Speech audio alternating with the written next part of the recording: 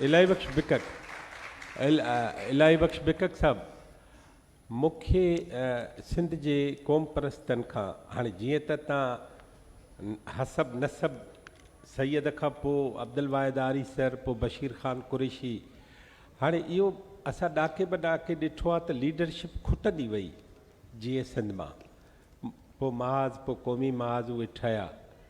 हाणे अवां जंहिं हंधि पहुता आहियो उन में लीडरशिप जेकॾहिं सुनान कुरैशी आहे त उनजो तजुर्बो घटि आहे, जेकॾहिं ॿिया आहिनि त उन्हनि खे वरी पावर पॉलिटिक्स खां चिड़ हुजण जे करे उहो स्ट्रीट पॉलिटिक्स उहा करे नथा सघो, छो त ताक़त घटि आहे। अवां तालीमी इदारनि में हुआ, उन तालीमी इदारनि में तव्हां माण्हुनि जा महबूब शागिर्द अॻुवाण न हुआ, इन करे शागिर्दनि बि हिसो ख़तमु कयो। हाणे किथे बीठा आहियो?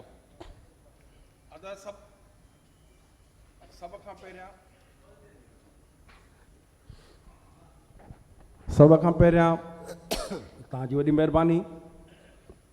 जीअं सिंध, जीअं साईं जीएम सैयद, तव्हां क़ौम पर सियासत हाल ऐं मुस्तक़बिल, पहिरीं तव्हां मुंहिंजे इन सवाल जो जवाबु ॾियो, तव्हां क़ौम परस्त कंहिंखे था सम्झो?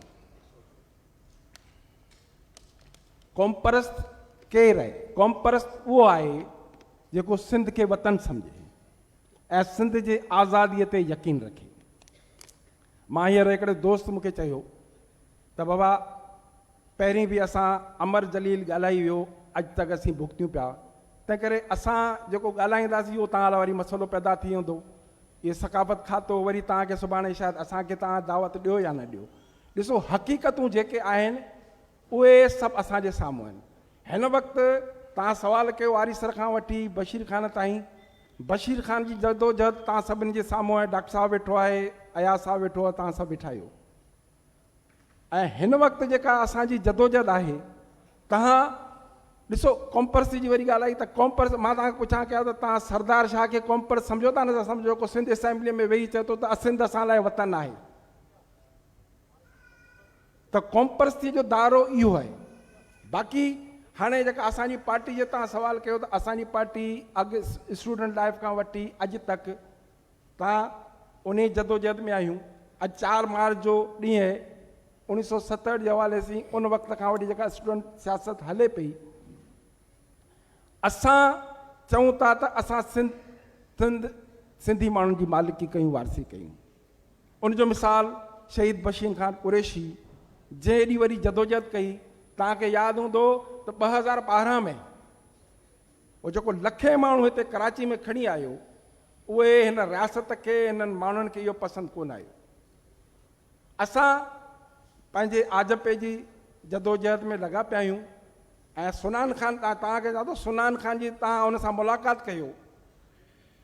सुनान ख़ान हिन उमिरि में बशीर ख़ान उन जदोजहद करे उन में आयो। सुनान ख़ान हिन वक़्तु उहे तव्हांखे सवाल, उन्हनि जा जवाब, त इन वक़्तु ॾिसो न, तव्हां हाणे केरु ॻाल्हाए थो त उनखे वीगो में जी खणी था वञनि। पोइ हिन वक़्तु असांजो जेको मसइलो इहो आहे त माना असां पंहिंजी हिकिड़ो जेसिन जो त अबा इलाही बख़्श बिकक सुनान, अयाज़ लतीफ़ अली जो पंहिंजे माण्हू जी वारसी थो करे। डॉक्टर साहब, हिन वक़्तु असांखे पंहिंजे क़ौमी कारकुननि जी मालिकी वारसी करणी पवंदी। माजिद हैदरी खे अॼु महीनो थी वियो हितां तव्हांजे साम्हूं खॼी वियो आहे, सवाइ हुन जे माइटनि जे को आहे को जदोजहद में? इहो ख़ौफ़ असांखे, असांजी सियासत हिकिड़ो हमरा मथे चढ़ियो खजूर जो वण ते, हेठि ॾिठाई लहणु सवलो कोन्हे, चई पीर फिलाणा पीर, मां हेठि लहंदुसि वॾी देग विराईंदुसि।